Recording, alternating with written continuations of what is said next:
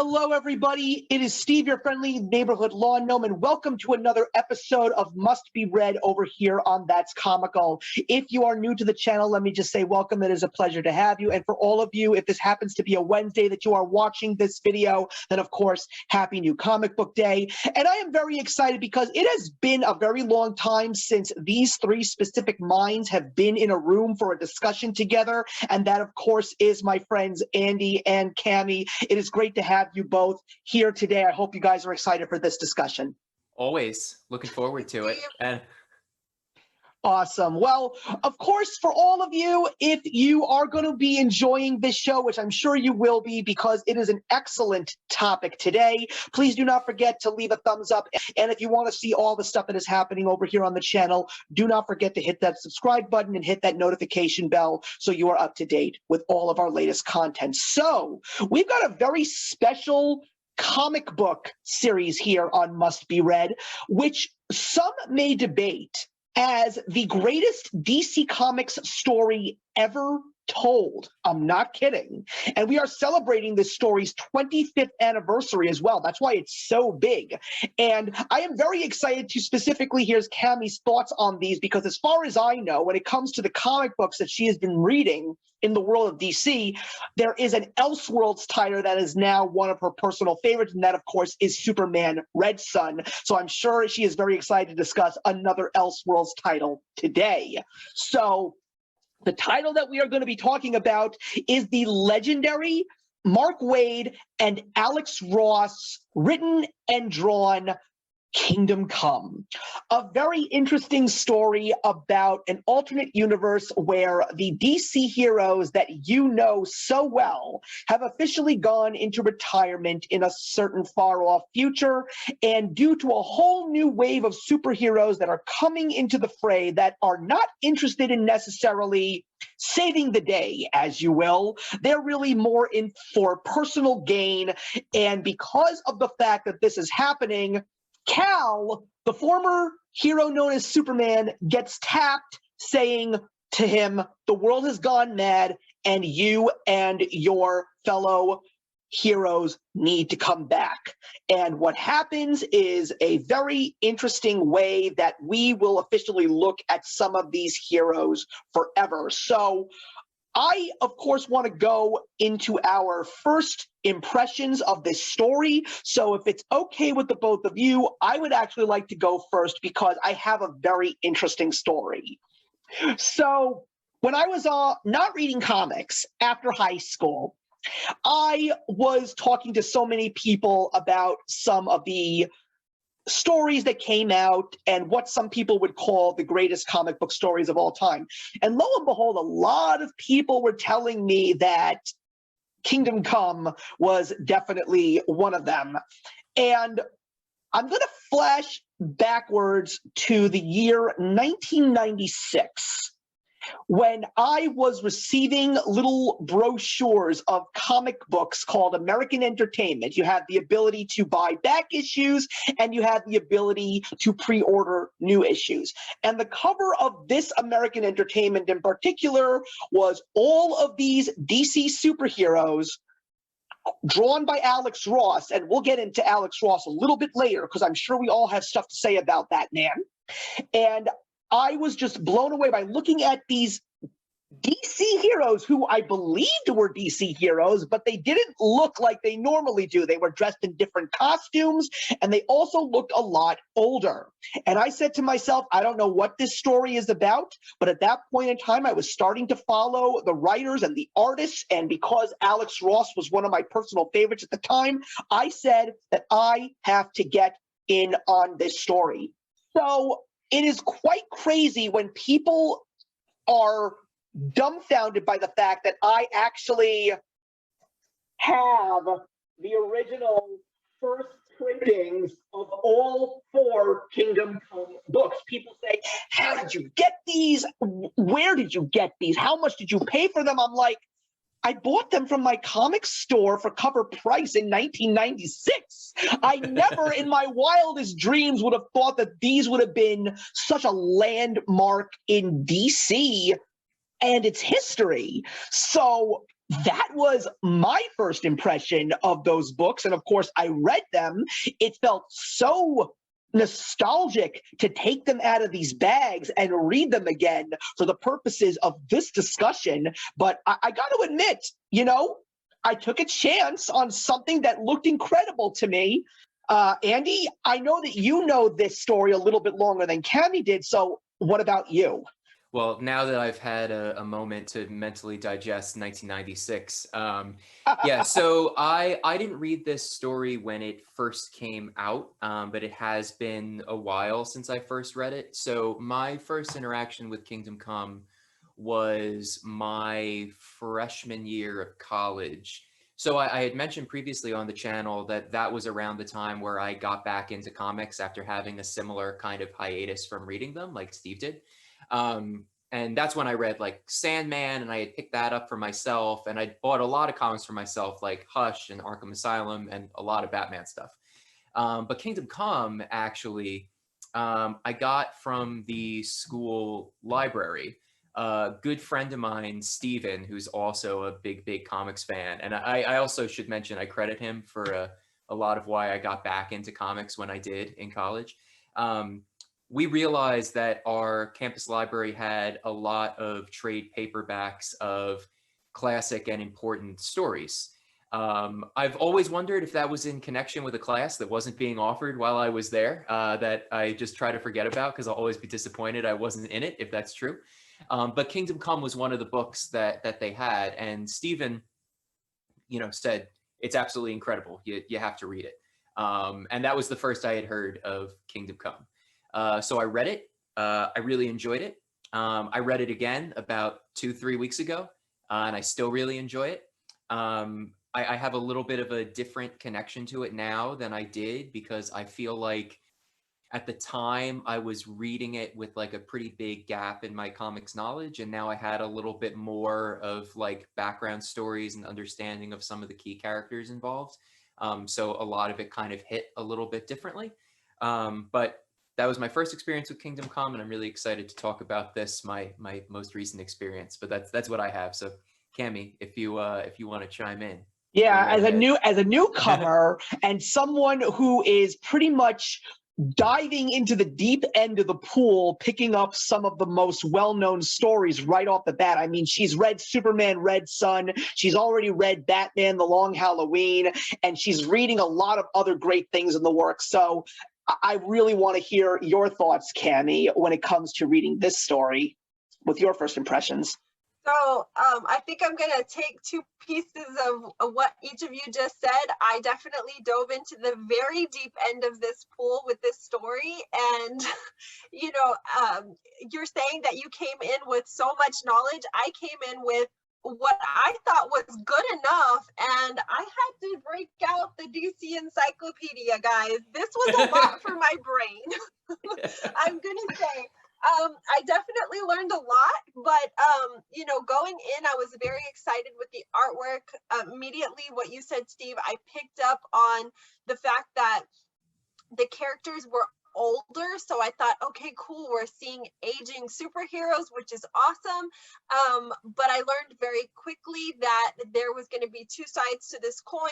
We had, their offspring that we were dealing with. We had a lot of characters that I haven't yet been exposed to. So this was a lot for me to take in. I just took a lot of notes. I absolutely enjoy the imagery, though. I think that can be said right off the bat, that you get sucked in by this beautiful artwork.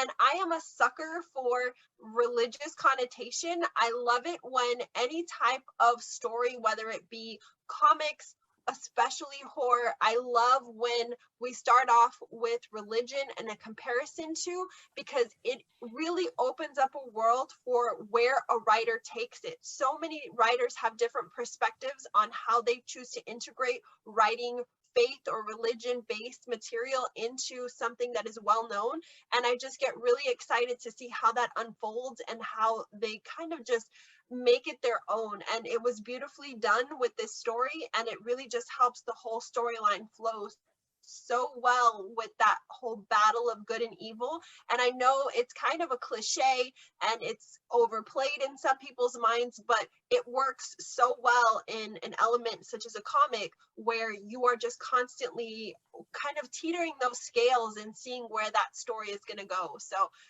my overall first impression was, whoa.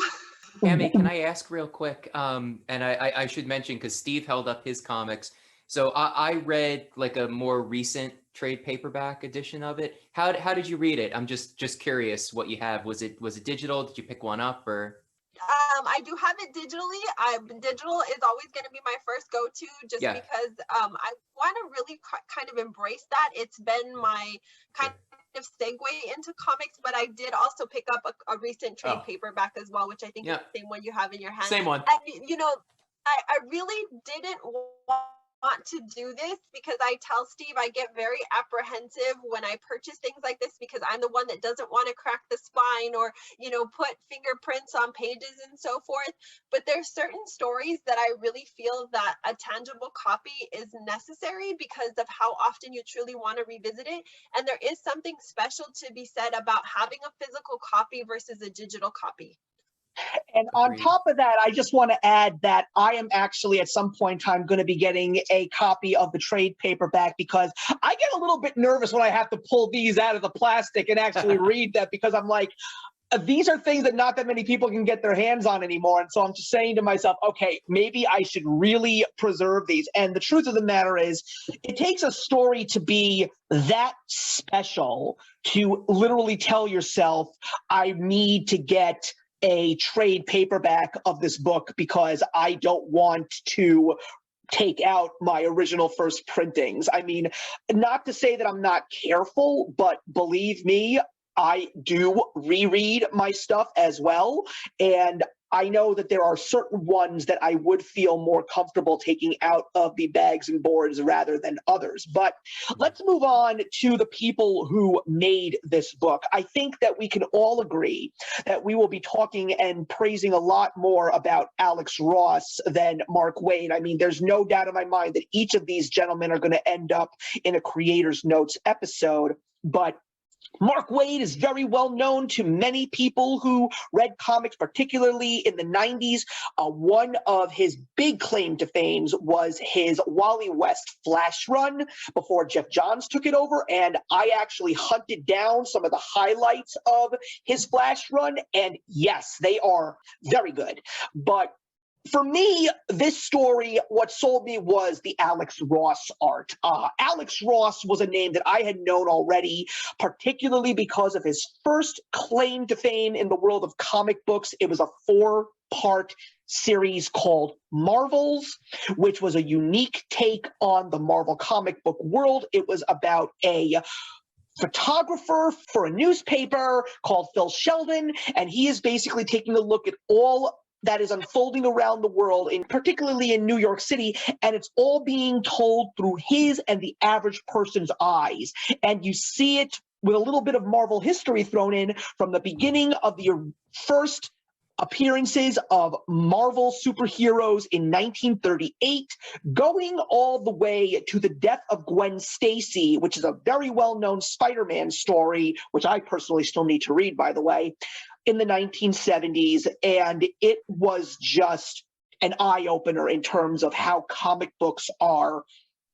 created, because there had never been a person like Alex Ross who did full-on lifelike paintings of these characters, to the point when you take a look at the anatomy and the facial features, you could really firsthand, for the very first time, possibly even think that these are characters that are actually real and walking among us. And Alex Ross is a creator who I really try to capture as much of his artwork as I possibly can. I mean, I'm just going to tilt down my camera because I even wear his work.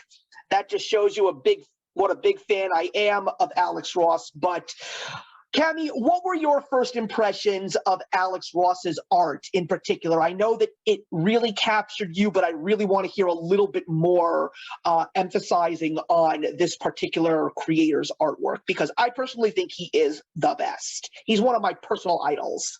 I can definitely see why. This was, of course, like many elements of this story, a first for me in terms of his artwork, but I immediately got a Thomas Kincaid vibe.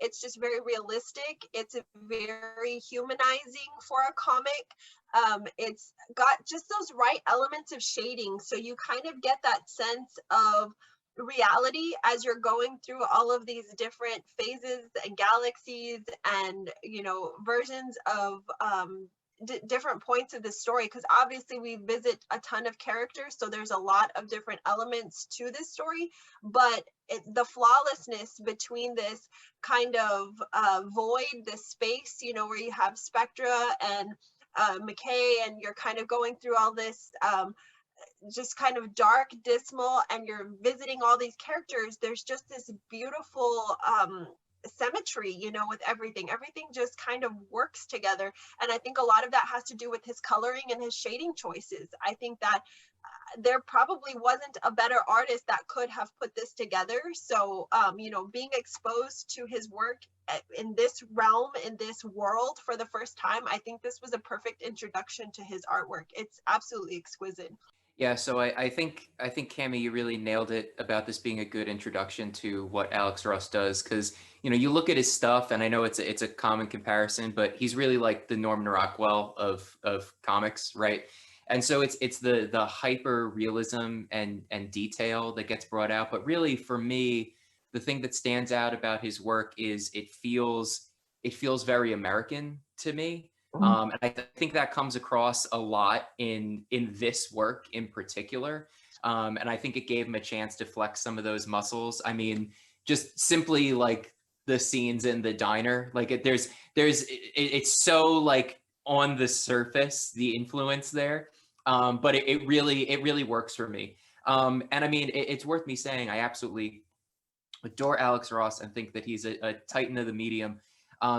He's notably not like a favorite artist of mine, just because I'm not as big a fan of hyper realism. But I appreciate that he does it better than anybody else does, and do consider myself a big fan. But I just figured that's just so you guys know, that's the lens I look at this from, that I really appreciate his style. And a couple of other things that I really want everyone out there to know is, if you just want to see the work that Alex Ross does, I highly recommend that you go to your bookstore. You can easily find them on Amazon. I highly recommend that you pick up Mythology and Marvelosity, which are these beautiful books that feature Alex Ross's art with Marvel and DC, and there's tons of really cool commentary. And I don't think you would expect some of the things that you see in those two books. I think the one thing that is one of my personal favorites in the Mythology book, which is the DC book, is there is a page that is a 2-page spread dedicated to a picture that Alex Ross drew of Hanna-Barbera superheroes, including some of the Super Friends that were created for those classic 1970s DC Hanna-Barbera cartoons. And you also get characters like the Herculoids and Birdman and Space Ghost. It's just so cool to see all those characters. And I know that another thing that is really cool about Alex Ross is he doesn't necessarily do all of this work in actual comics. He will do a lot of cover art and a lot of other interesting things that you really have to seek out. I think one of his coolest pieces of artwork is not even in comic books. It's the DVD/Blu-ray box set of the complete series of Gatchaman. He actually did a beautiful piece of artwork on the box cover, as well as all the individual DVD cases. And I just love the fact that when Alex Ross does a series of comic book covers. Just recently, he did a series called The Timeless Covers, which is a whole bunch of monthly floppies that there was a character from the Marvel world drawn by him on a white background. And like when Alex Ross paints something, everybody runs for it. He also did all the covers for the recent Al Ewing Immortal Hulk series, so everybody loved that as well. And there was a big announcement from Image Comics that in 2022, he's going to be teaming up again with Kurt Busiek, who he also worked on Marvels with. They're bringing Astro City back, which I think is really cool. And Alex Ross is going to be doing, if anything, just the cover art. And one last thing I want to mention, because I think Cammie would really appreciate this. Did you know that Alex Ross's influence for how he draws Batman young and old is famed actor Gregory Peck? I did not know that. That is cool. If you Google Alex Ross Batman and you see some of the pictures that he draws when he either has his mask on or when he actually has his mask off, I remembered looking at these pictures like, why does he look so much like Gregory Peck? To which I find out he actually modeled Batman off of Gregory Peck. I find that absolutely fascinating. That is, what an honor. That is cool. Yeah. I like those little tidbits. That's the fun of, reading these comics with you guys and just kind of diving into this. Is just finding out all of that hidden history and all of the nostalgia, all these little Easter eggs, that you kind of overlook. And I think the beauty to reading comics and really doing this deep dive, I guess, as we've been calling it, at least for me, from my perspective, because I haven't been exposed to a lot of these stories, is just kind of seeing how enriching the world of comics truly is and how many characters and storylines are really interconnected, and the beauty of giving that attention to storylines that you may not have otherwise. Because I've been immersed in Gotham City since I was a child. I didn't give Superman a wink, but when I got involved with Red Sun, it really opened my eyes to Wonder Woman, Superman, Justice League, all of these worlds that I had just not even given the time of day. And there's so much beauty within these stories and within these worlds, and watching them connect to each other is just magical. Absolutely. So let's get into the crux of the story, as well as a couple of other highlights within. I mean, going back to this story myself and really as an adult giving it a read through, there was definitely a lot of stuff within this story that I missed as a young kid. So I definitely felt really happy that I went back and looked this over. And I think what's really interesting about this story for me personally is the story point that revolves around Superman. I mean, Superman, to me, and I agree with you, Cammie, when I was younger, I didn't give Superman as much of appreciation as opposed to Batman as a comic book reader, as a show watcher. It was really when Bruce Timm gave us Superman the Animated Series that I really wanted to dive deeper into Superman. And nowadays I find myself reading a lot more Superman comics because I just find there are so many layers to this character that some would look at as a god, but there's so much more humanity to this character than you would even know, even though he technically really is a human, which I find fascinating. But it's definitely something that could even relate to a lot that's going on today in regards to the political landscape, because we take a look at the fact that when Superman is asked to answer the call and he goes into why he doesn't want to answer the call, and when he goes back, there's a little bit of a reluctancy, but at the same time, when he does go back, he goes back hard to the point where he really does come off as an authoritarian figure, to the point where his colleagues are either with him or against him. And the funny thing is, there's been a lot of stories after Kingdom Come that really do take that exact same tone. I mean, I think one of the most well-known is Injustice. It's a little bit more on the extreme level, but it is just so interesting to see that when this character is literally begged to come back and he goes in the direction that he goes, how there are still so many people against him. I mean, I don't necessarily want to make this a political show, but, one of the few things that's on my personal agenda right now is what's been going on with the vaccines. It's like that when the pandemic started in this world, people were begging for a cure, and then we finally get that possible solution to give us the chance to finally say the pandemic is behind us. And now there are people that are up in arms that are saying, no, no, no, this is not the right way to go. So I took a lot based on what I'm living through when I was rereading this story. And I'm just like, well, you're never going to satisfy everybody, regardless of what direction you take. But the truth of the matter is, if you don't take action in some shape or form, nothing is ever going to be resolved.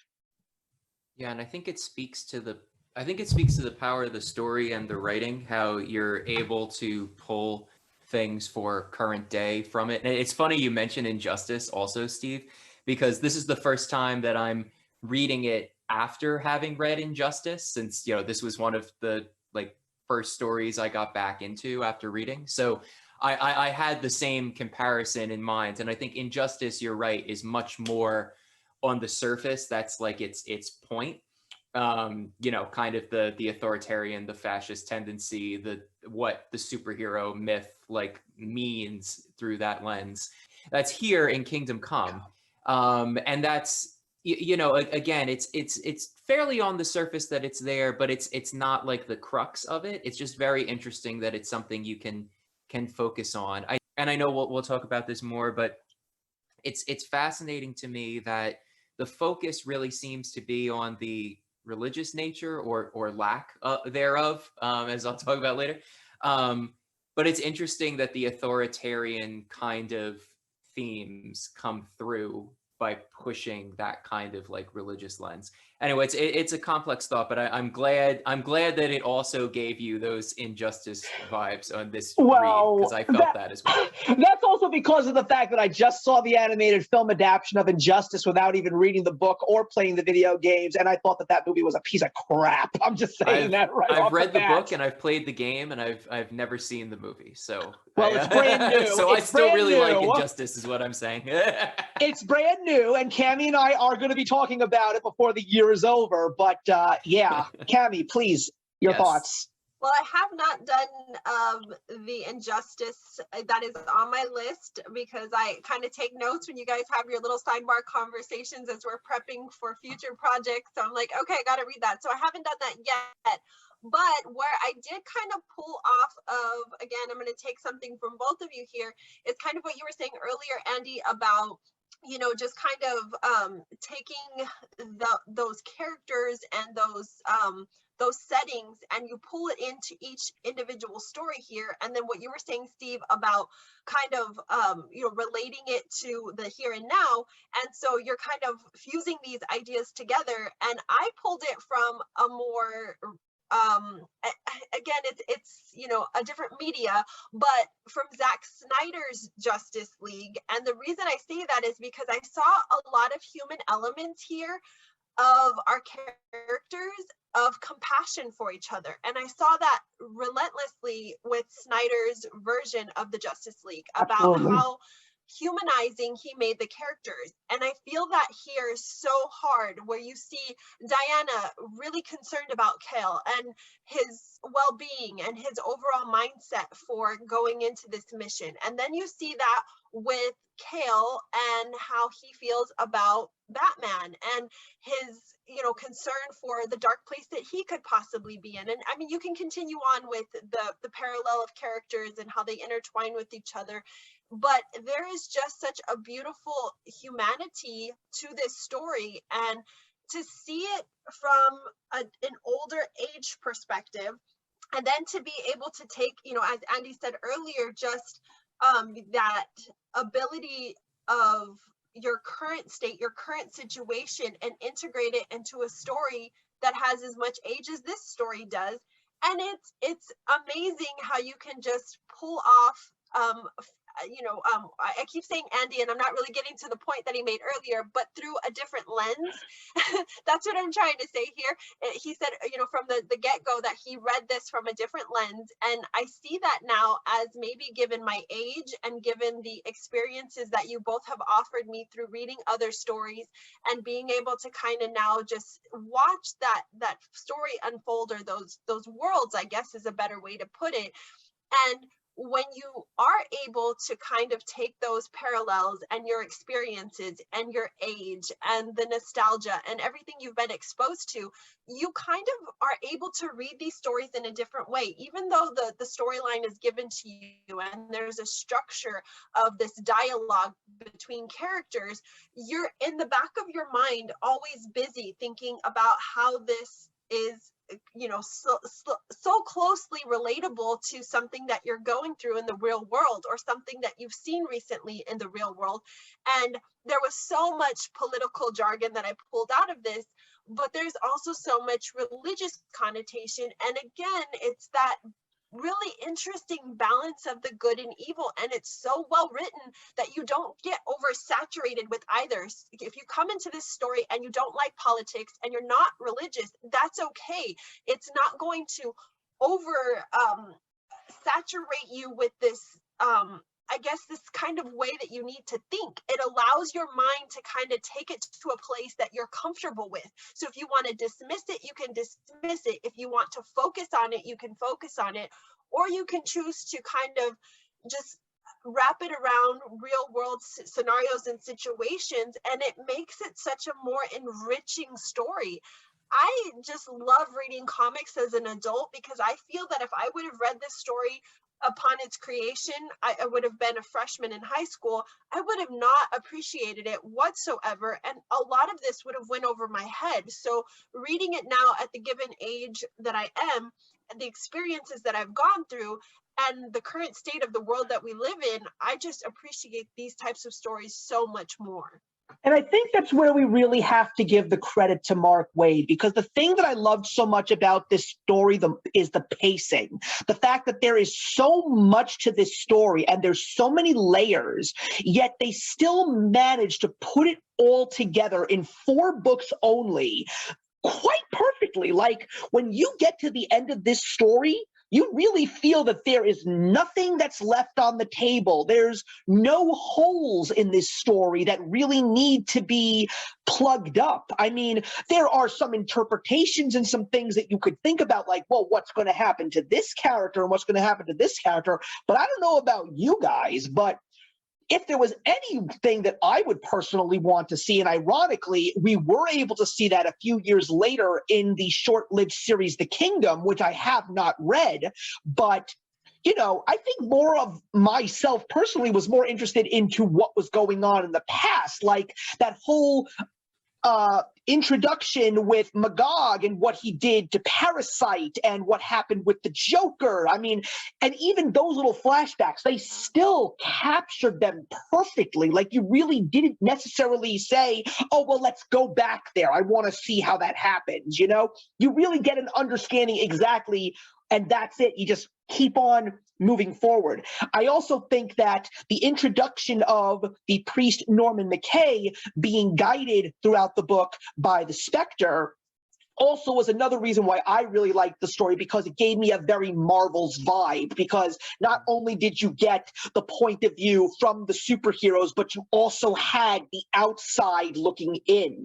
Because one of the other things that I absolutely love about this story is the nostalgia factor, because it's not just the visuals that you get throughout this book, but it's also not just Norman McKay, but the heroes themselves trying to get back to a time that they were very much appreciative of more, and something that they really wished was still there. Because once again, I go back to Superman, because, you know, Superman also had some other really great pieces that Alex Ross was a part of. Because one of the other things that Superman we all know about is he really wants to save the world. He wants to make the world a better place. And we saw that in a Alex Ross drawn story, Peace on Earth, where he really does try.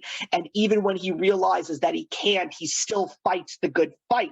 And that also goes forward in time to what's currently going on in the comic book Superman, the Son of Kal-El, which, like Injustice, is also being written by Tom Taylor.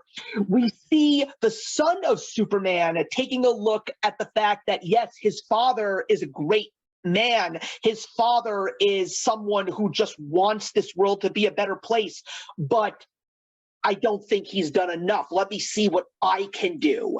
To the point where we take a look at Superman in Kingdom Come, where someone would look at him as an authoritarian figure because of how he's trying to basically put these renegade super beings into boxes. And people are saying, you can't do that. It's just not humane. I'm mostly thinking Well, while listening to you say that, Steve, just so you know that at some point we probably have to talk about injustice. That's all I have to say right there. I Cammy, gotta please read go it. right ahead. I gotta read it. Somehow I knew that was coming, so I'm glad it's on my list. But I think another really cool element that I pulled from this to kind of pair off what you were saying, Steve, is that the storyline drives this human initiative that, you know, is constantly being talked about and discussed. And I think it's really important to point out too that balance of how the humans in a way rely on these gods, these superheroes, so to speak, but in a way these superheroes rely on humanity to kind of exist, to have this purpose. And again, there's that balance, that teetering, you know, that a lot of times that we don't think of because we're so focused sometimes when we're reading these stories on the superheroes and are they going to pull out, are they going to save the day, so to speak. But here we get this really enriching story where you're kind of in a way seeing these superheroes at odds with themselves. They're coming out of these lulls of having disappeared for a given amount of time. They're coming back to do what they do best in a very different world. And I think that's a really important element to point out, you know, how we change, how we evolve over time as human beings. In a way, the superheroes do as well. And I know that, you know, I've pointed out before, Batman, he in of himself is human, but I think that sometimes we forget that, you know, characters like Superman or Wonder Woman that are portrayed as these humans, I guess, in a way, you know, when we see them in their everyday garb as Diana per se, or as Clark Kent, they're not human beings. And to see them in their mind be able to separate that in this story, but still be able to be relatable to humanity and understand their importance in our existence. But then in the same breath as, you know, we're listening to Norman McKay and Spectre kind of go back and forth, we need each other. And I've always said that, you know, about characters in the world of Gotham City, how Batman can't exist without these villains and these villains can't exist without Batman. So to see it on a much larger scale within Kingdom Come is such an amazing piece of this story. And I think it's a really beautiful trait to pull out of this story. It's just that balance between humanity and these superhumans, these gods, you know, these superheroes. I think another really interesting thing about this story is I just love that when it comes to any major story in the DC world, it always goes back to the Trinity. There is such a rich story here between Superman, Batman, and Wonder Woman. And I think what's very interesting is we see a turning point that affects each and every one of them. Like that one moment where Superman decided, that's it, I'm gone. Things also changed for Batman and Wonder Woman, and it was very interesting to see how they each took that crossroads point in their lives and how they went in the directions that they did. And also, going back, that's another major point of nostalgia, something that DC fans are familiar with. And there were two major things that I have to touch on that I know that Andy will want to expand upon. The diner scene, and also the fact that I completely didn't even realize that I forgot that the book opened up with a decaying Sandman. But the diner scene is an ultimate nostalgia piece. The fact that the gulag that Superman creates for the new heroes is just a more jazzed up building version of the Legion of Doom build headquarters from the 1973 show Challenge of the Super Friends, and so many other cool things. And also it's just fun to pinpoint all the heroes and villains that you see. Like there's a picture in book 3 where I forgot exactly who's in the bar, but you see a balding Lobo and you see a very wrinkled Creeper. And I also love the fact that you see so many other things, like when Batman and Superman meet up for the first time in a long time, and you see that Bruce is basically the Bionic Man. After Superman leaves, it turns out that Batman has a little plan of his own with his own little task force, which consists of Black Canary, Blue Beetle, and Green Arrow, which I absolutely love. I just love that there's just so many great things in this book that DC fans, you can tell that Mark Waid and Alex Ross had the fans in mind when they were creating this world. They wanted to make sure that just enough nostalgia, but not too much nostalgia, was put into the pages of this story.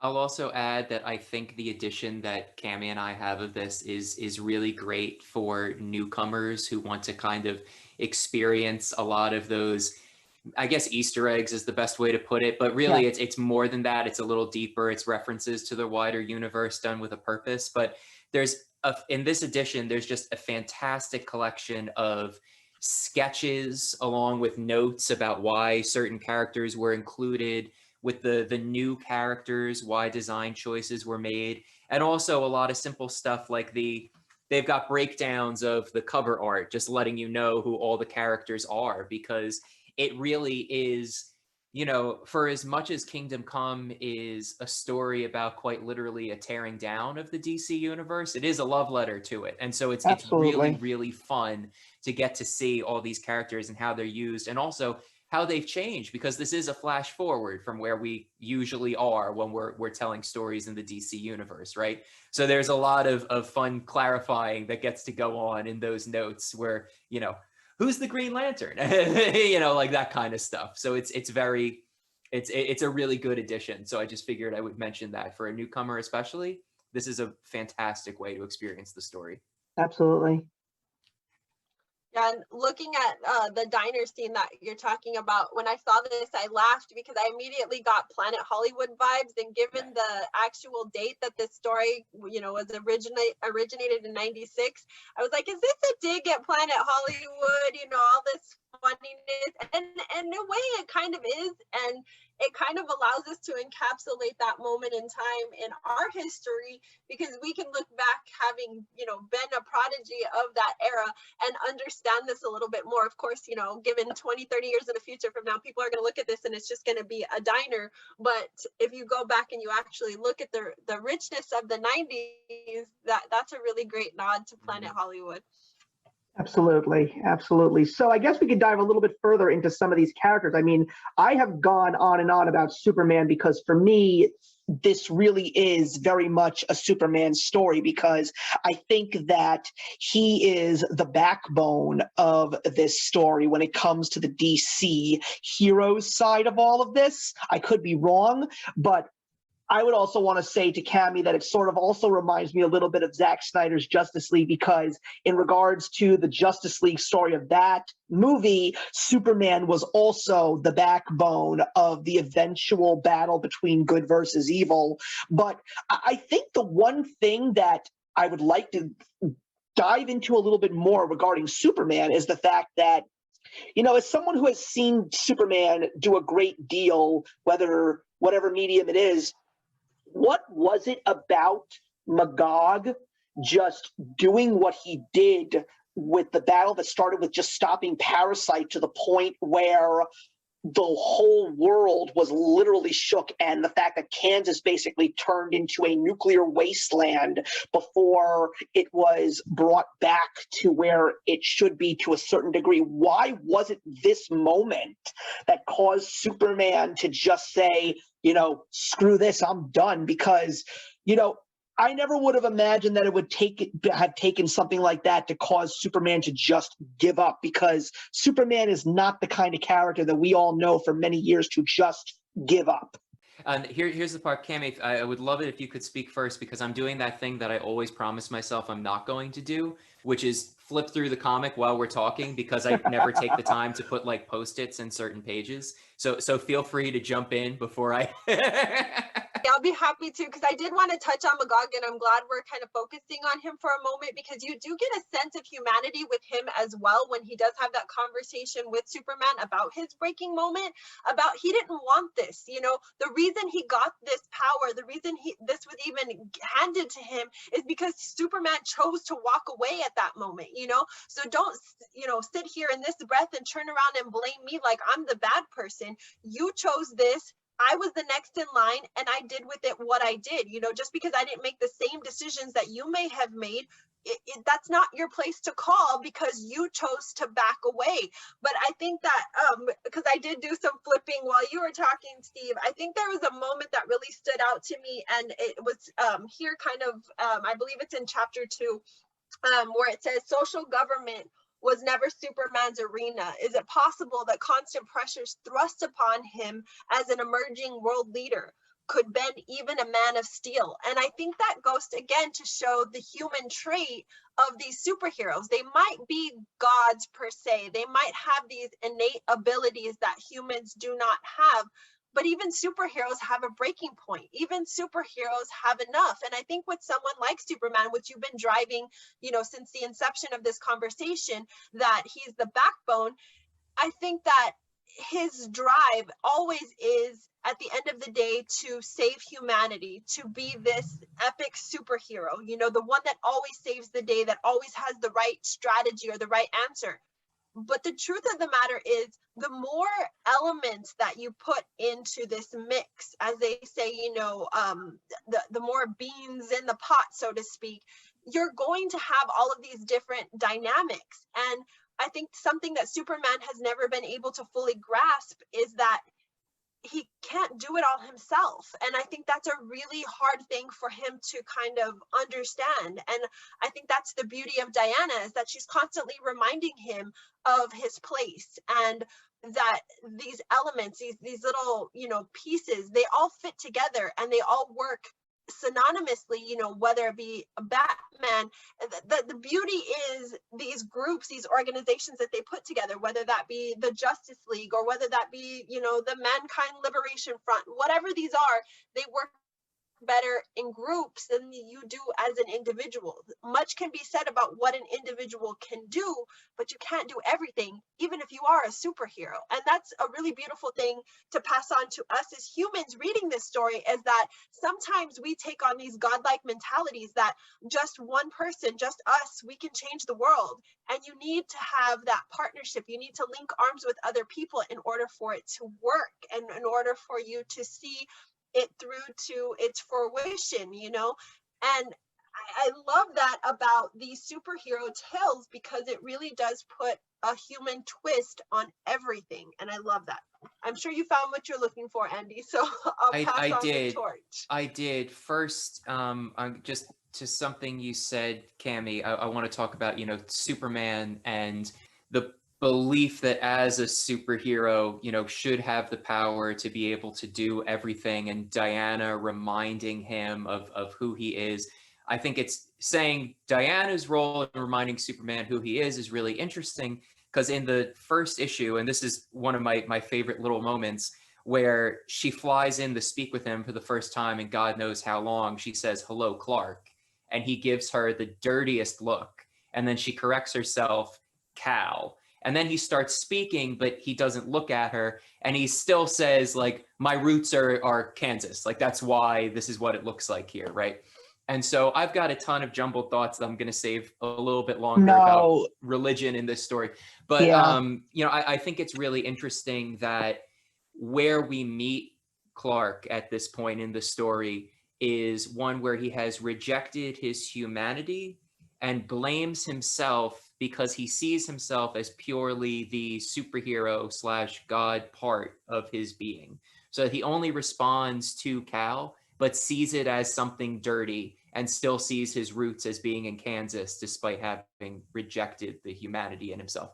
I'm just going to read. It's really, really short. Alex Ross gives, you know, some notes on the sketches that are included in this edition, right? So the Magog, he's got a really, really great note on the design of the character that I think explains a lot about how they viewed the character and then how it developed. So it said, This is Alex Ross saying this. As I remember, Mark originally told me, make him look like everything we hate in modern superhero design. Magog is a reference to a tribe in the book of Revelation that will war against God's people, the people of Israel, in the Battle of Armageddon. His appearance is meant to evoke a sense of pagan idolatry with the golden ram and ram's horns reminiscent of the golden calf from Bible lore. There's also a sense of Egyptian style in his staff, which focuses his power, and the scarf around his blind right eye in the symbol shape of the Eye of Ra. As much as we wanted to hate him, we wound up liking his design a great deal. And I think that's really awesome, because it helps you understand the duality and how we view the character when we read the story, right? So there's something very, very human and relatable about his explanations about why he stepped in and why he was as vicious as he was, and doesn't, feels remorse but doesn't apologize. And I think that's because it feels very natural to me that they wrote the character initially to be this like force against the gods, right? But they ended up seeing the humanity and the reason in the character along the way. So I find it really interesting that the way Alex Ross words it is, we ended up liking him, but like a lot. But you understand that because there's so much richness there. And by making him a character that stands in opposition to these characters that we have a lot of history with, it inherently gives him depth, even though he's new through this story. So that's what I wanted to say about that character. And I find it really, really cool that happens essentially naturally in the design of the story as they were outlining it. And believe it or not, the thing that I personally find most fascinating about Magog is that he, of course, gives us the halfway mark in this story in the most amazing moment of this entire story, because what's so interesting about Magog is the fact that he sort of reminds Clark about his own humanity, because when you see these two characters face to face, you think when you're first reading this story, there's going to be a big rumble, like there's a showdown to happen here, like it's going to be crazy, crazy good. And then there's a little bit of dialogue, and then Magog takes his helmet off to reveal a person who is no different than Clark. You see an older person who then falls to his knees and said, I had no choice. Please forgive me. I never meant for this to go in the direction that it did. Can you find it in your heart? And that is where Cal starts to regain a little bit of Clark in that one moment. And I personally thought that it was absolutely beautiful. I didn't see it as though he was asking for forgiveness, though. I think he was asking to be removed from the situation. I remember it where he was kind of like, just take me away from here. I don't want this. I never wanted this. Just kill me already, you know? And I don't think he was really asking for any type of forgiveness. I think Andy nailed it a little while ago when he had talked about, what Alex Ross was saying about the character. He did what he was intended to do. He came, he wreaked havoc, he picked up basically where Superman left off. So there wasn't really a game plan. He just kind of went with it and did what the people expected him to do. And the outcome, I don't even think was beknown to him. I think the way that it ended up being was just the inevitable way the chips fell, so to speak. But I don't see him as asking for forgiveness in that moment. I see him asking for release. I see him asking for an end to a means. Exactly. I agree with that take completely, because he doesn't feel remorse in that he thinks he did what is right. But the scene we're talking about, he says to Clark, he says, look around you, this is what I represent, as he like points to the devastation. And Clark says, you must be proud. And that's where he like loses it and says, proud, and he like blasts him and says, just make the ghosts go away. And you get that sense that he did what was right, what he saw was right, but it pains him. So again, it's not asking for forgiveness, but it is asking for punishment. Which I think is really interesting and very it's very Crime and Punishment actually is what it is, that he wants the divine retribution to come upon him, despite the fact that he feels what he did was right.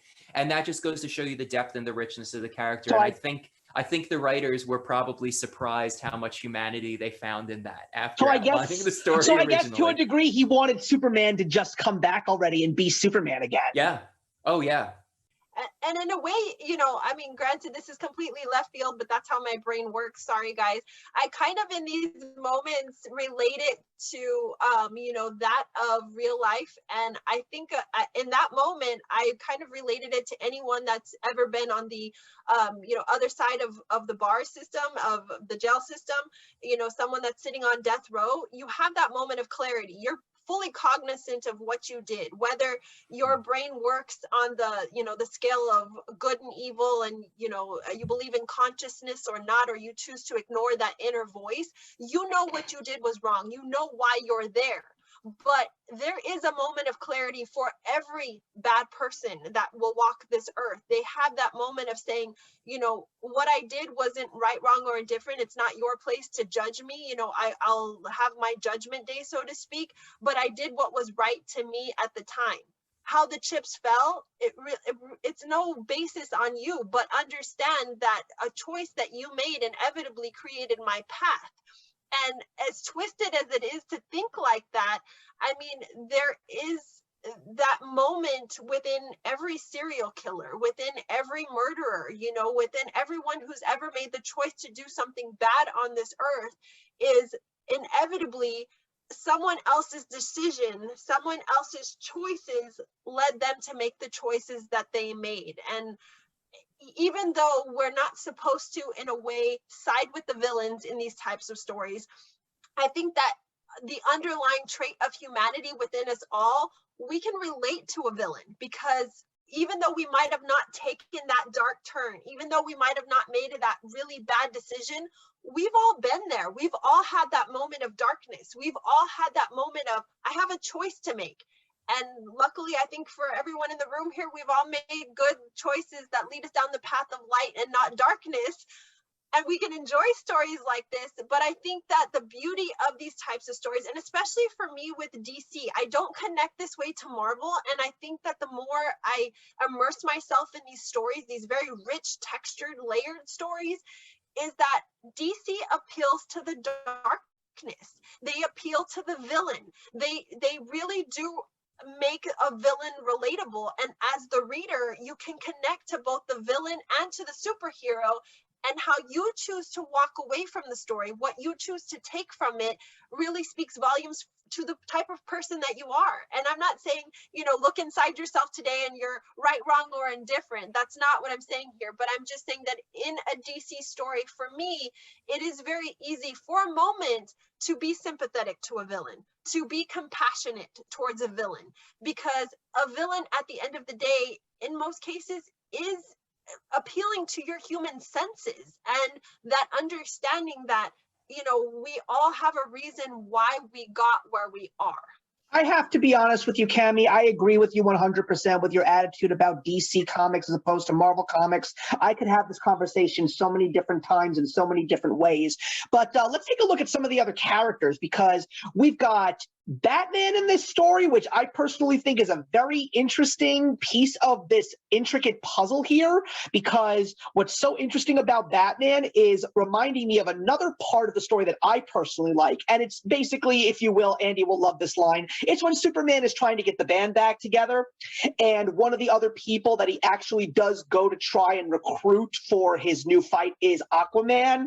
And Aquaman basically says, no, I am right where I am, and I am absolutely fine. And even though Batman technically says the exact same thing, Batman always has another secret mission in the works, and he is trying to take down the one villain that you can never have any sympathy for, regardless of how many times he's written. Yes, Lex Luthor is in this story too, and he still is doing the things that Lex Luthor does. But what I personally really like about this version of Lex Luthor, and Cammie, if you will be so kind, please give me the name of the organization that he runs in this story, because it is escaping my brain right now. Yeah, it's the MLF, the Mankind Liberation Front. Which ironically has a bunch of other famous faces, including the former Riddler known as Edward Nygma, and even Selena Kyle. Catwoman is in that group as well. But apparently he is doing something that another version of Lex Luthor similarly did in Justice League Unlimited through Project Cadmus, which was to create a way to prevent something from going down in case one of the big name superheroes ever went rogue. And it's a cruel thing in this story, because when you want to talk about one of the most innocent of characters that is warped in this story, how dare you do that to Billy Batson, aka Captain Marvel, but we can't call him Captain Marvel at this point anymore. We have to refer to him as Shazam. But that was a part of the story for me personally that went completely over my head. I completely forgot about the fact that Lex Luthor was basically, at the end of the day, just trying to destroy Superman by brainwashing pretty much his equal, because that's one of the few things that I love so much, because you may not read it as often as you do. I wish that we could see it in more medium, but when Superman and Shazam fight, it is so interesting, because one of Superman's greatest weaknesses outside of kryptonite is magic. We keep forgetting that. They do a great job foreshadowing that with he gets that little cut on the sword, and we're like reminded, oh right, magic. Also, something I wanted to point out, Steve, very, very minor, but you had started by mentioning Aquaman. Yes. I think the way Aquaman is handled in this story is amazing. Absolutely. He's largely left out, but Aquaman is one of those characters that in popular consciousness, as people like think about the Justice League and think about the DC universe, he feels like kind of hokey and quaint in the modern era, I think. He says, "You have hundreds of champions to defend a few land masses. I protect the other 70% of the world, and there is only one of me."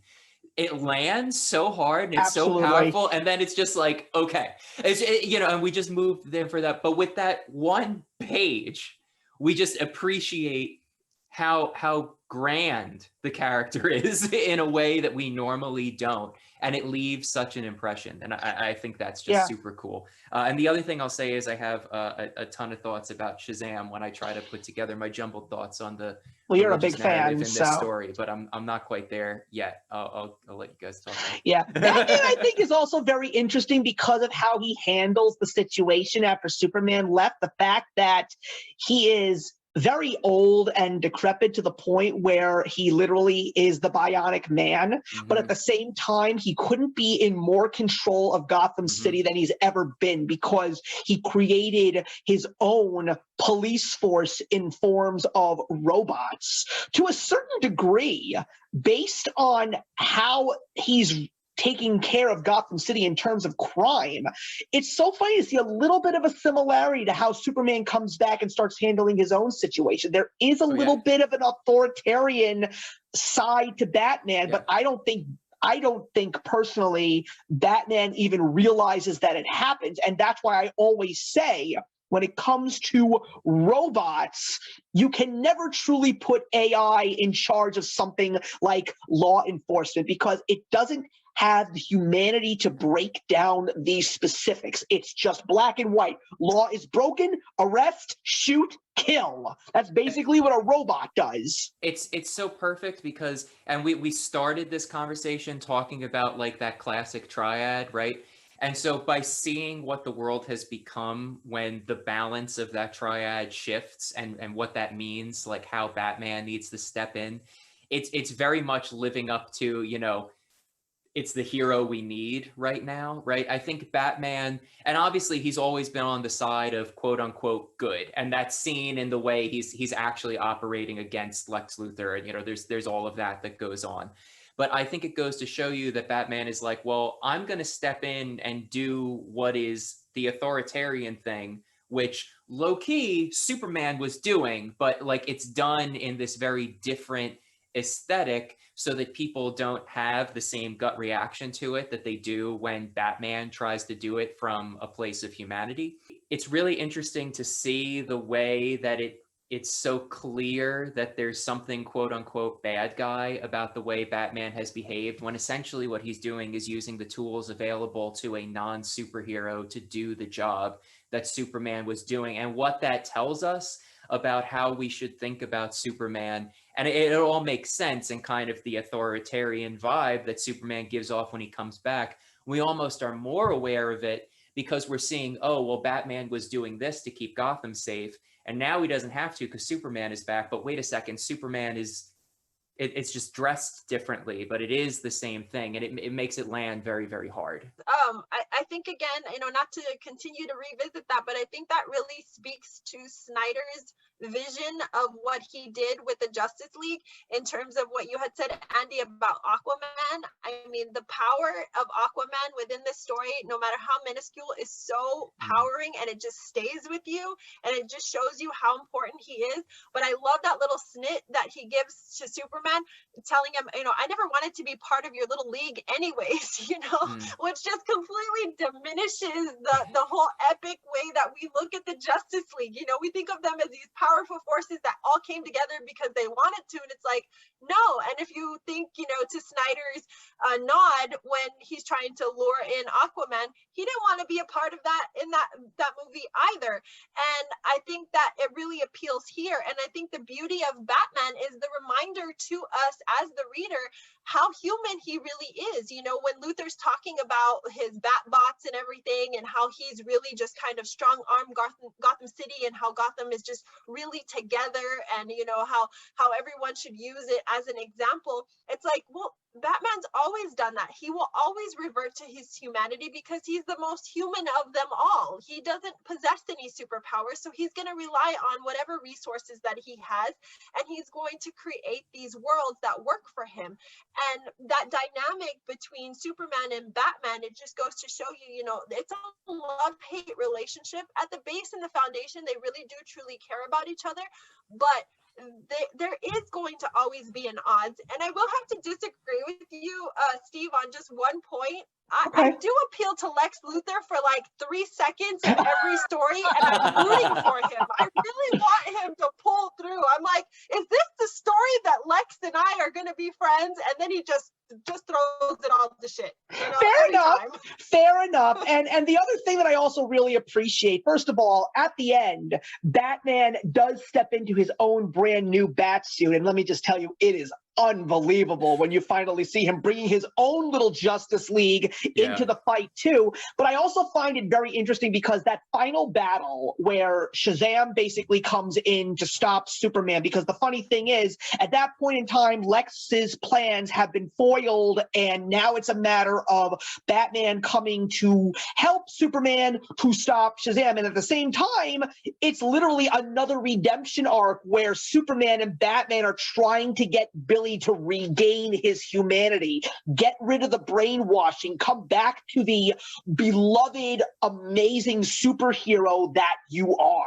And that's what I absolutely love about it. And unfortunately, there is a lot of tragedy where at the end of that whole battle, reluctantly and unfortunately, but the most important thing at the end of the day, I think the main focuses of that story, the reader gets what they want to see from those characters, because the last specific character that we definitely have to talk about, because reading it now at my age, I found this specific character to be the most fascinating, and it was Diana, Wonder Woman. And the reason why is because of how she took that crossroads and brought it into her own life.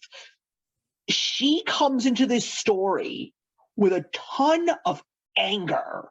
Like, there is so much anger in this person's heart because she is so upset with what happened to the world. She is so upset that she basically got banished from Themyscira. She is living this life being told now that she is a disappointment, that she is a failure. That is something that, as a reader, would never expect to happen to someone like Wonder Woman. Never. Now, getting exposed to Wonder Woman a lot more now than I used to then, I am noticing there are so many more levels to Diana, even outside of this story. She is not necessarily one of the purest heroes in the DC universe, because one of the few things that I have noticed a lot about Wonder Woman is she kills.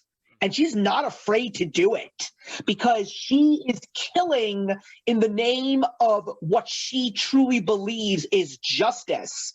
And that's what I find so fascinating about her, how she is using Clark in this story to find her own path of redemption. Like, she seriously believes that she has gotten down so deep into a hole that she has dug for herself, and Superman is the only being out there that can lend her a hand or give her that shovel. And that is why she is literally driving Clark to where he is, to the point where we end up in that final battle, to the point where Wonder Woman and Batman even square off in a small fight. It's just so interesting to me that when it comes to someone who is not entirely heroic, even to a certain degree at times in this story, an anti-hero, to me, it's Wonder Woman. So I think the best thing, and again, it's the when you lose the balance of the triad, Kingdom Come does a really good job of showing what happens when these characters don't have the counterbalance weight of each other. And with Wonder Woman, I think that was a really good way to put it. It's the anger that comes across in the character.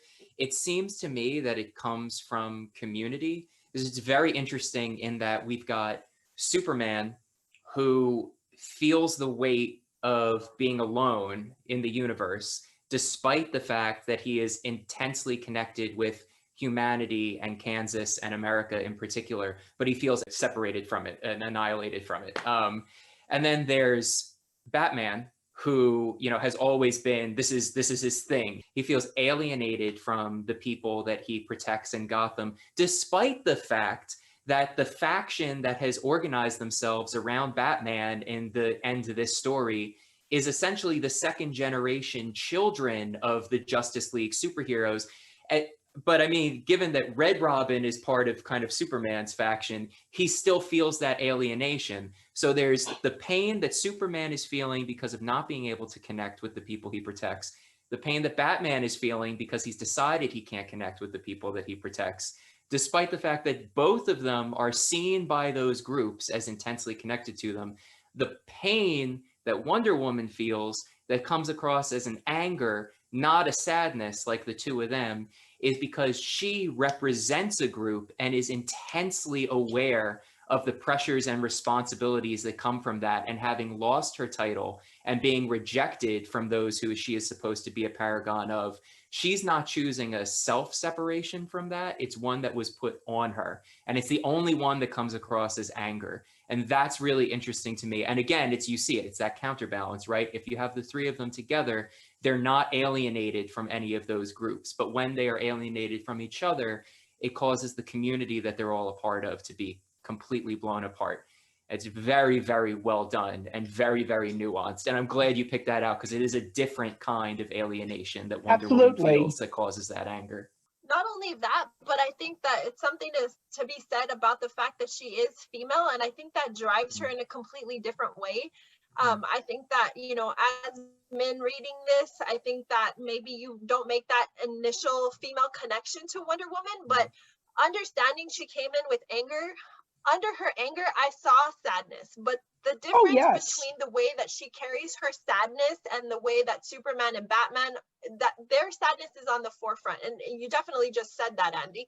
But I think her anger is what drives her sadness. And I don't really think that you hear what ails her until she sits down with Superman, and she kind of, you know, he's asking her those questions as to how she derived from, you know, basically being removed from her the only world that she knew and stripped of her title. You know, when were you going to tell me this? You know, and she doesn't see that as an importance, because that's not her mission. Her mission isn't redemption, but in a way that her redemption is what fuels her passion. It's what keeps her going. She understands that there was some truth to her having left her home country. There was some truth in her getting kicked out because she does see the failure through her own eyes, but she doesn't let the failure deplete her, which sometimes I feel Batman does. Batman kind of gets lost in his own sorrow and he goes into hiding and he lets, you know, the past kind of create this path for his future. And we see that so often. It's almost like an overplayed story with Batman sometimes, to the point where I ignore Batman on occasion, like, oh my God, shut up already. Okay, your parents are dead, move on with life, you know?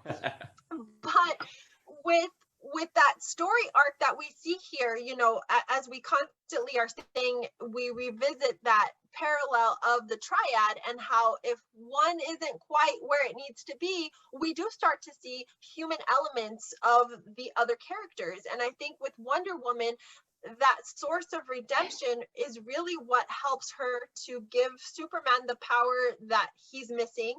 And that inevitably gives Superman what he needs to provide Batman with that courage to persist and move on. And again, together they come up and we see the power and the beauty that they are together. But there is a sadness to her, but as a female, I find it so empowering. And this is why I've really fallen in love with the Wonder Woman character. And I'm so glad it's come to me in my late 30s, now 40s, is that she is the epitome of what a strong woman is. She doesn't let adversity hold her back. She doesn't let any setbacks predict her future. She just says, it is what it is. I'm going to recognize where I failed, and I'm going to use that as a platform to carry me to the next level. And I will be powerful, even more powerful than you knew me before, in that next journey. And I just think as a woman, that just, you know, I mean, the term Wonder Woman doesn't even capitalize on it. You just want to scream from the inside and be like, I am woman, hear me roar. She's just amazing because she really does empower you as a female reader, and there's such strength in her mission, and her mission drives other people, which in and of itself is so powerful to see that she is able to take her her adversity and her setback and fuel Superman, and Superman's able to say, well, if she can do it, I can do it too, and I just need to suck it up and find my reason for being here. And, you know, in turn, it's just kind of like this snowball effect, if you will. So Wonder Woman, to me, is such a strong character, not only in this story, but just the dynamic empowerment of that relationship that she shares with Superman, whether it's a platonic or a passion, because there is a passion between the two of them. There is that sense of, this is that antiquated love story that's never to be, you know, but there's a beauty that drives them, and they work well, even though they're not that powerhouse couple that maybe we envision the writers to write into the story, but they drive each other just the same, and there's some magic to be had there. Right. One of the last things that I wanted to touch upon before we get to the conclusion of the video is probably one of the most driving forces of this story. And not just that, it's a certain thing that really does get shown so much in all different versions of the DC universe and media. And that is the fact that when you take a look at the big two companies, Marvel and DC, when it comes to their heroes, they're almost always referred to as gods. Even in the cosmic universe, we have the new gods in DC. And the big driving force outside of the heroes themselves is this pastor named Norman McKay, who is tapped by the omnipotent being known as the Spectre to basically join him on this journey to observe this story that is unfolding before our eyes, to really give us the human perspective of this story. So there is a lot of faith tied into this story. There are even passages in the beginning and the end of this story.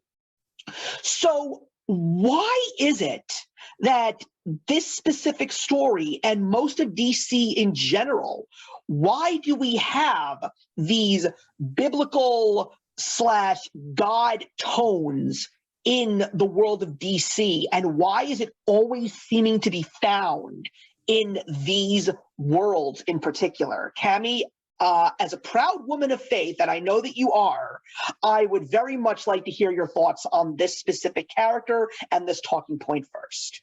Well, I think that, when it comes to the idea of faith and looking at comic books, superheroes and comic books don't necessarily look like the place that you would find parallels to any type of religious values, whether you take that from Christianity, Catholicism, whatever your faith base is. But I think that one of the oldest comparisons, or one of the oldest storylines, is the battle of good and evil. And when you take that, regardless of whether you're religious or not, everybody knows the overall epic battle that is within the greatest story ever told, and that's the Bible. And again, that's, I know, up for argument. I'm not saying this is necessarily what I'm preaching here, for lack of a better word, but I think that when you are looking at stories and you are looking at characters, it is very easy to relate scripture into a story because of that overall understanding of the simplicity of knowing what the basis of faith is. Now, again, whether you are a follower of the Christian faith, Catholicism, Judaism, I could go on and on here. The understanding of Jesus as a prophet is well known, and understanding that he is the Son of God is well known, and knowing that God, regardless of how you view the entity, has a continuous battle for Earth, and Earth is supposedly not now run by God and his power. It is run by Satan, Lucifer, if you will. And so to take that type of story arc, that epicness of the planets that we know, this mass universe, that's essentially what we've done with comics. We've taken this mass universe and we've created all of these other planets, these other systems, these other creations, and we've taken that basic story arc of the battle of good and evil, the villains, the superheroes. And so to use the term gods is very relatable to a reader because we understand that term, knowing that it's been plugged into our heads. Again, whether we're religious followers or not, we understand the concept of what a god is. It's bigger than humanity. There are possible superpowers that come with that type of power. And we've seen this in so many tales, whether it be animation, whether it be these comic books that we read or the movies that we watch. And so to integrate this, I think that, the understanding of that there is no greater love that one has, that they will sacrifice themselves and lay down their life for their friends, is so easy to parallel in any story. And so to see this with Batman and Superman and Wonder Woman, and to see that, that religious connotation can easily be woven into these stories and tweaked in such a way that it doesn't come off religious. Like I said, with this story, it was laced with faith, but it didn't feel that way, other than being familiar with the Bible and with my own walk in faith. But it's such a beautiful dynamic because you can't easily just, in a way, just divide your mind, if you will, and take these good virtues that and these bad virtues that and just kind of integrate all of this pop culture into the mix, and the story flows very well. So I think this is something that we will always see. I think that in terms of comics, it's something that's always going to be revisited, but it's just up to the writer to what level that they take it, and to what degree their own personal life comes into it. I think that with any type of element of darkness, it is very easy to integrate those ideas because we can separate that understanding. And inevitably, I think we're all rooting for the good guy. But like I said, with DC, it's very easy for a moment just to side with the bad guy and not feel bad about it. So I think I agree completely with everything Cami said. So here's the part where I'll take my opportunity to say, what I love about having these conversations is they give me an opportunity to put what start as very jumbled thoughts that I understand a little more clearly. So with kind of that basis of what Cami said, I don't profess to have, insight into why DC does this more than Marvel, like the open kind of comparison with God's godliness, that. But what I can talk about is how religion is used in this story and what I think the point of Kingdom Come is. And this is my main takeaway of the book, and the part where it makes the most sense to say this. My understanding is Kingdom Come is a story about the divinity of man. And it is a inherently kind of secular story that uses a lot of religious imagery to be able to get there. We start with the story with Norman, who's incredibly important and serves as our guide through the entire story. I think it's really important that he is a priest, but he's never shown in kind of that traditional priestly garb. We never see him with a collar. We never see him looking like he stands apart from the people around him. If anything, he looks more like Mr. Rogers than he does like the Pope or a cardinal, right? So, and I think there's something very American in that, and I think it's important to mention that too, but that goes outside the scope of what I got to talk about here. But by using him and centering Norman as the lens of this, he is a holy figure, a godly figure, but he is a man first and foremost. And that's why I make like the Mr. Rogers comparison, right?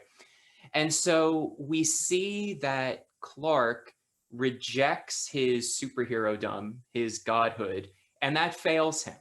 And we see that kind of continue through all the problems that are caused by the interconnection between mankind and superheroes. And so it's Billy, Shazam, that kind of centers all of this, right? So, I mean, he's the most obvious Christ figure that we have. He dies in doing what is right. There's that whole line at the end, it's Superman saying, I asked him to choose between humans and superhumans, but he alone knew that was a false division and made the only choice that ever truly matters. He chose life. So what we do is we have this story where we have this fighting between what should the role of these gods be in the world of man, but we've got Billy, who is truly all human and truly all superhero, is 1000% a very on the. I mean, the only thing that's missing from that scene where they raise the, his white cape in the air is a rainbow.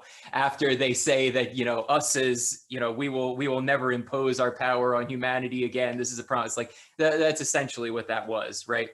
And you can see that the message we're taking from here, especially when Diana gifts Clark his glasses. And he starts to respond to the name Clark again, is Superman as a godlike superhero figure learns from Shazam that it's the unity of man and the divine that is able to bring peace and happiness and a good conclusion to the story, right? So it's in seeing that example that needed to come from someone with a foot wholly in both worlds that we were able to restore balance to the DC universe and to Earth in that DC universe.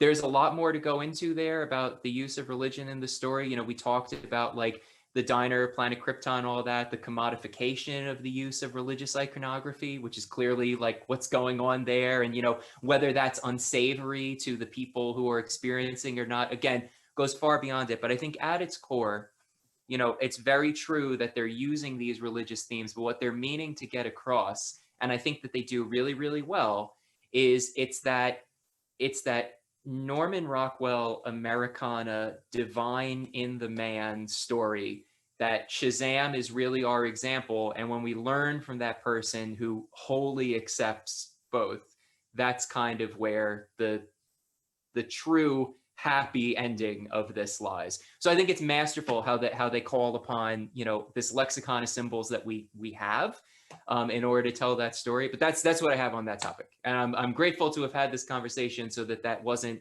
as jumbled as it definitely would have been an hour ago. Yeah, I think what I really like about Norman McKay, I mean, you touched upon a couple of things, Andy, that I didn't even think about. But what I also really like about him is this is where the story of Marvels really goes hand in hand with Kingdom Come. I always say that if you want to read two great Alex Ross drawn creations, you've got to read Marvels and Kingdom Come hand in hand, because there's a very big similarity between the two of them.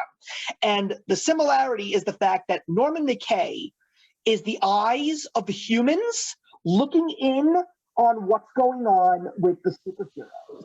And what's also very interesting is that we have him being guided by the Spectre.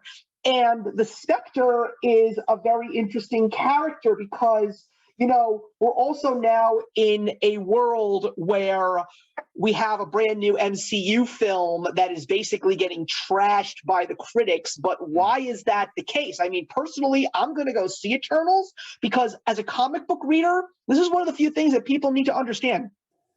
Cosmic beings are very different from your traditional superheroes.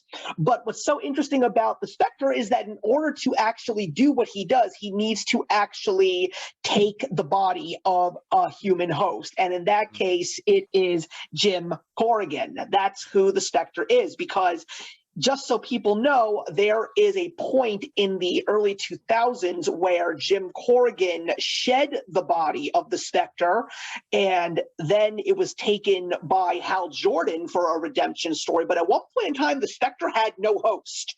And what happened was the entity went crazy, like mad, and killed. Who watches The Watchmen? You know? And Norman McKay is going along with the Spectre, and he's seeing all this unfold, and he's going to the Spectre. He goes, "Why aren't you doing anything? Why aren't you stepping in?" And he keeps telling Norman, "It's not my place. It's not my job. These people need to sort out their problems for themselves." And that's the similar thing that goes on in the Marvel Cinematic Universe with the and the comic universe with the cosmic beings. The cosmic beings know that if they get involved, it's going to be possibly dangerous because they know they are much, much stronger.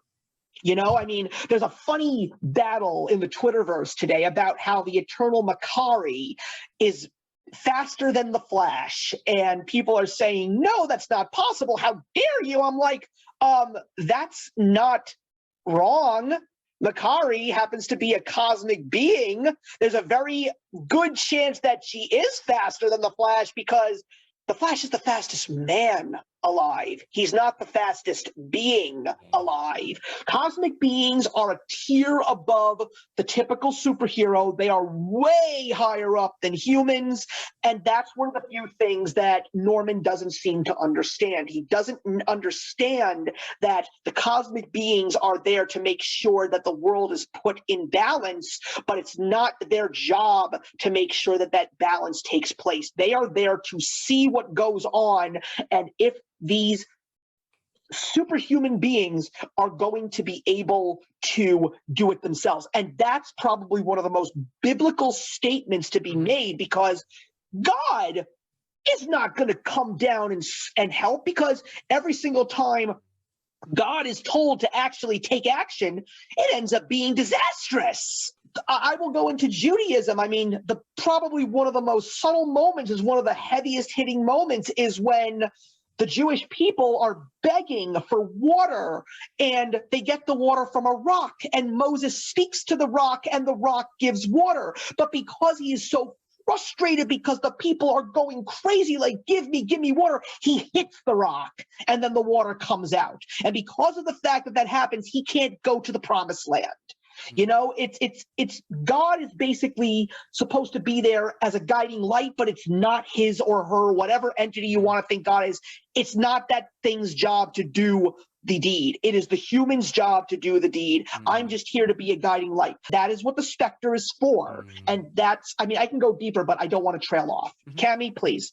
Well, and you're kind of leading me into that whole area of the specter, and I think it's really important to point out, because I think that one of the most intriguing parts of the storyline involving Norman is he's kind of always questioning the specter, like what is his purpose? And often, well, not often, I think there's only a couple of very distinguished times that he refers to him as an angel, and it isn't until he meets the dead man where he asks the dead man, they have that kind of sidebar conversation while all these other gods are having conversation, you know, like, is he an angel? And he's like, yeah, the angel of death. And I absolutely love that, because it squares it on the head. And I think oftentimes as the reader, it's important to kind of pull yourself back into that and realize, even though you might be siding with the villain for a moment or weighing on the darker side of the story, it's important to bring it back into perspective and understand what the task at hand is, what the overall mission is. And when you are dealing with religious connotation in a story, and it's kind of the underlining basis of a story, you kind of always need those little nuggets, if you will, that pull you back into perspective. So that is one of my favorite conversations from the religious perspective that happens within this storyline, is you have literally this face of death, this man with no eyes, putting perspective on, hey, yeah, you are with Spectre and he is taking you on this journey, and you should keep questioning and you should keep asking these questions. But remember, looks can be deceiving. You know, don't always trust in what you think is right, wrong, or indifferent. Always question the motives. And I think that really goes to say with any character in any given story, and takes me back to kind of the beginning of the question that you had asked, you know, where faith lies. Regardless of what faith you choose to follow, or if you are, and I am very firm in saying this anytime I have a conversation about religion with people, separate religion from faith. They are two very different things. Religion is man-made, faith is within yourself. So when you look at religion and how religion has formulated over time, if a writer chooses to integrate this into their story, one of the things that anyone can agree on, regardless of religion that they follow or don't follow, is that the Bible is a book of stories.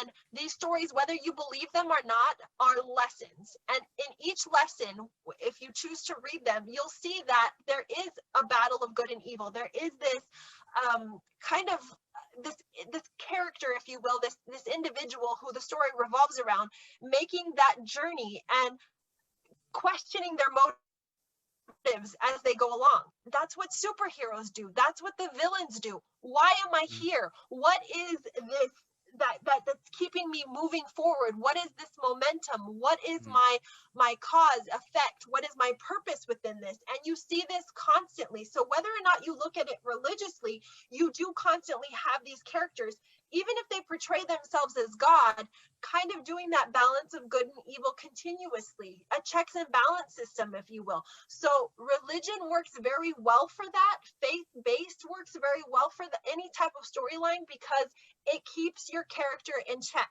It keeps the mission flowing. It keeps that ebb and flow, if you will. And I think ebb and flow is even used in the context of the dialogue within this story. This story is so textured. It is so rich. It is so dynamic. It blows me away every time I look at it. And I read this story 3 times before sitting down with you gentlemen today, because every time I feel like I take something else from the story, and I really feel that the connection that I'm starting to gain with these characters is so much more richer than I could have ever imagined. So I think, you know, utilizing that age-old understanding of faith and what drives an individual with their own faith is really the question, because isn't that why we read comic books? We read them to not only be entertained, but to take something from the story.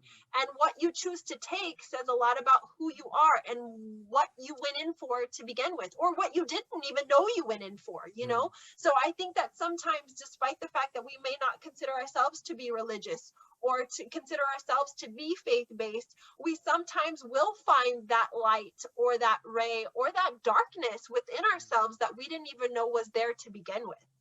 And what's also very funny, the fact that you mentioned Angel of Death, that is actually purposely there, because that is a tribute to Jerry Siegel, who created the character of the Spectre, who actually did base the Spectre on the Angel of Death.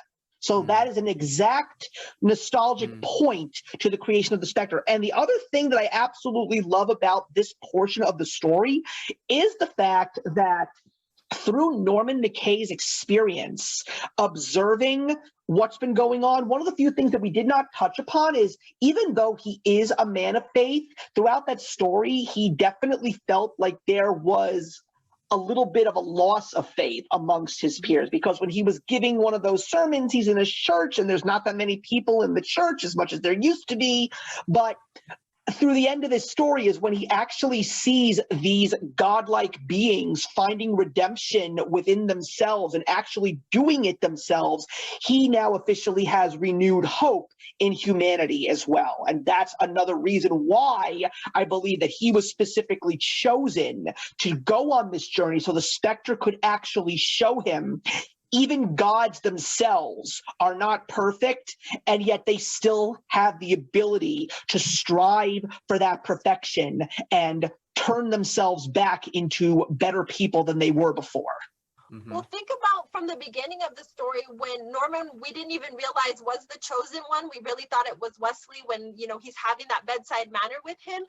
It was an evolution from that moment. I mean, the battle for his understanding in his just his view of faith, it kind of took him from that moment of reliving it with Wesley, just being a regurgitator of prophecy and of religious text, if you will, to actually seeing him inside his own church, questioning for a moment why he was there. I mean, because really, I don't see that as his parishioners kind of questioning, you know, just the few people that were there, why they were there. They were there to get the word, and they weren't getting it from Norman at that time because he himself didn't even know what he was doing. And I feel that, honestly, like you were saying, Steve, is why the Spectre chose him, because he himself had a journey to fulfill. He had to understand where it started and where it led him.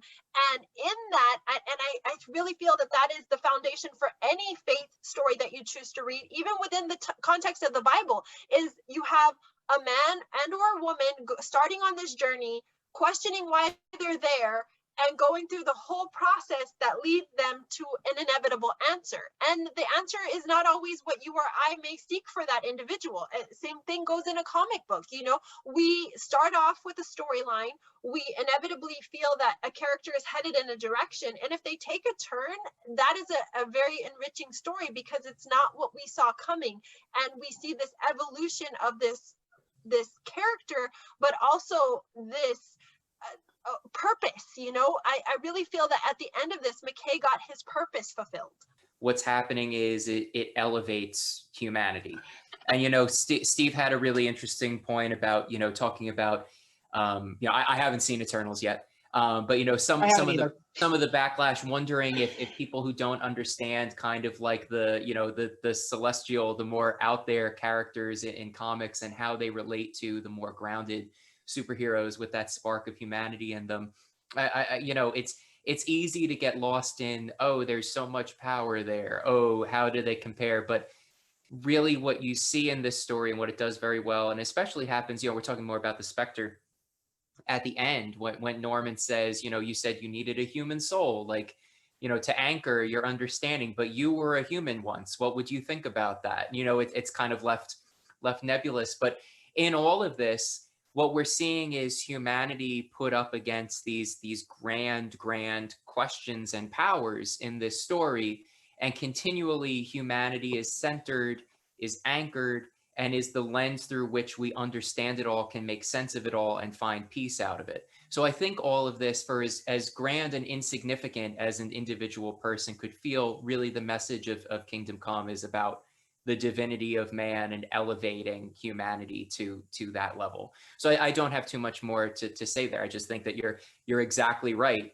And I think that they use masterfully these images and these symbols in Kingdom Come for the purpose of really telling that is the message that they want to convey. So the ultimate question, the end all be all of this discussion, I want to start with you, Andy, as someone who is a comic book reading veteran like myself, even having a very similar outcome, how we took breaks and then we went back into this.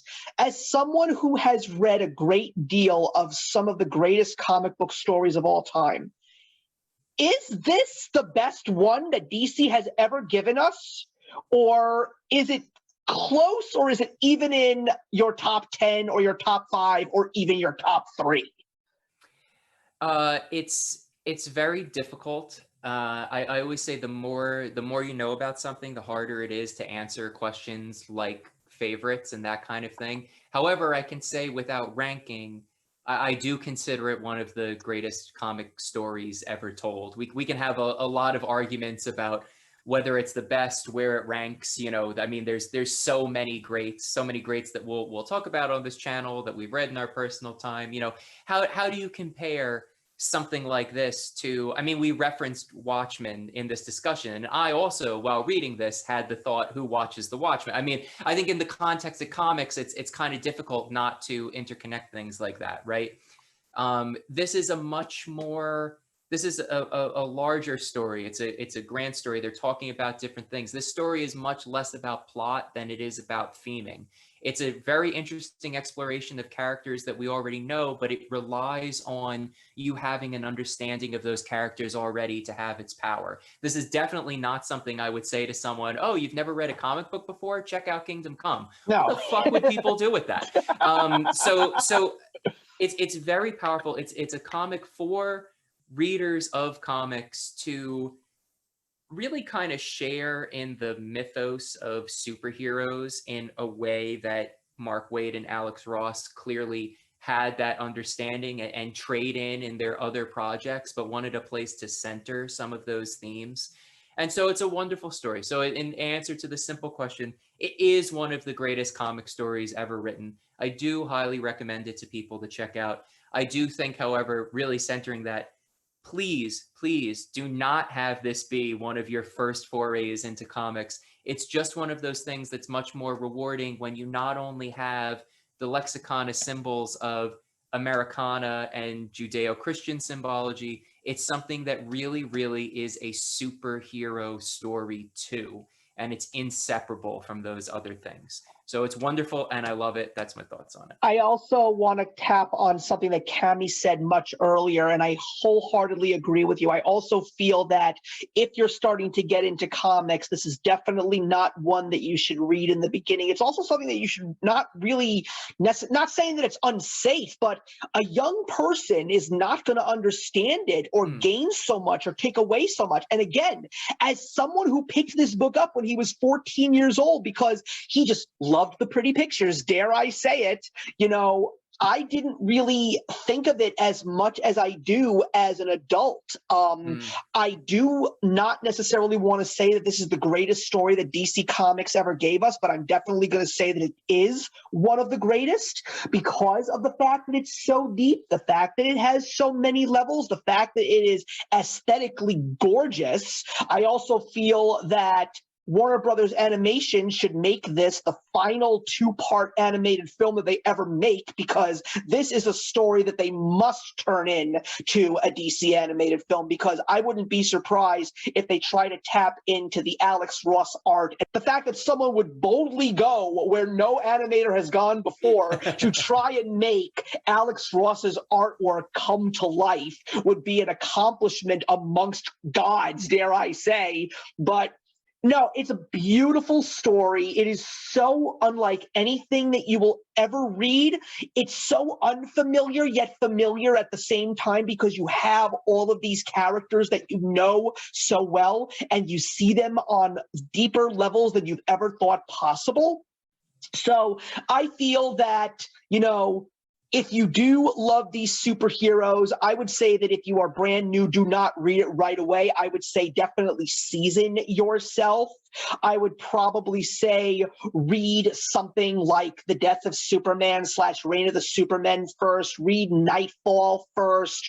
Read something that is from, you know, like Mark Waid's Flash run or Jeff Johns' Green Lantern run. Read something that you can get into easier before you really tackle the deep stuff, because I didn't start really reading much of the deep stuff of DC, and that includes Crisis on Infinite Earths, much later on into my life. Like, it was really in my 20s and my 30s when I finally started reading these really deep and excellent stories. I mean, I would even say, even though with the graphic nature, I would seriously suggest Death in the Family or The Dark Knight Returns before I ever actually recommend Kingdom Come. Well, I just want to say to both of you, thank you for even inviting me to this conversation, because I still don't think I'm worthy after having read it.